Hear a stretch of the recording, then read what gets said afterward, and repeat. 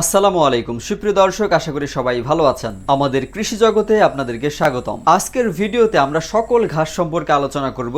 ঘাস পার কেজি দানাদার খাদ্যে যেখানে আমাদের 40 থেকে 50 টাকা খরচ হয়, সেখানে ঘাসের ক্ষেত্রে আমাদের পার কেজি ঘাসে বড়জোর 1 থেকে 2 টাকা খরচ হবে, অর্থাৎ প্রায় 50 গুণ খাদ্য খরচ কমিয়ে নিয়ে আসা যাবে। আর যখনই খাদ্য খরচ কমে আসবে তখনই কিন্তু আমরা খামারে প্রফিটেবল হতে পারবো। এজন্য বাংলাদেশে সবচাইতে উৎপাদনশীল ঘাসের মধ্যে প্রায় 5টি জাত আছে, যা নিয়ে আমি আজকের ভিডিওতে আলোচনা করব।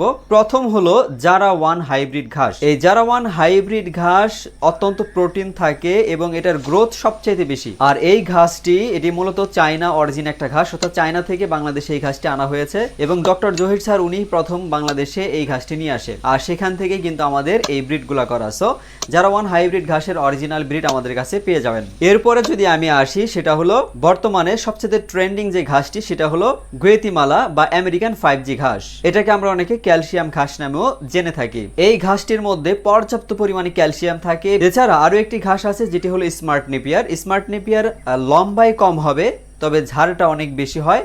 আপনারা চাইলে এই ঘাসটিও কিন্তু চাষ করতে পারেন। এরপরে আসবো পানির ঘাসগুলো নিয়ে। পানির জাতের মধ্যে 2টা জাত আছে বাংলাদেশে, সেটা হলো অজানা সুপার হাইব্রিড আর একটা হলো হোয়াইট হাইব্রিড জার্মান। এই 2টা জাতই কিন্তু হলো পানির জাত। যাদের জমিতে বছরের অধিকাংশ সময় পানি জমে থাকে, 3 মাস 4 মাস 6 মাস এমনকি সারা বছর যদি পানি থাকে, আপনারা কিন্তু এই ঘাসের জাতগুলাকে চাষ করতে পারবেন অনায়াসে। অজানা সুপার হাইব্রিড এবং হোয়াইট হাইব্রিড জার্মান এই 2টা জাত পানিতেও হবে, শুকনোতেও হবে। এবং যতগুলো ঘাস সম্পর্কে আমি আলোচনা করলাম 5টি জাত, এই 5টি জাতের সকল ঘাসই কিন্তু আমাদের কাছে পেয়ে যাবেন অ্যাভেলেবল। অর্থাৎ আপনার স্ক্রিনে দেওয়া নম্বরটিতে আমাদের সাথে ফোনে যোগাযোগ করলে আমরা সারা বাংলাদেশেই কুরিয়ার সার্ভিসের মাধ্যমে আপনার কাছে পৌঁছে দিতে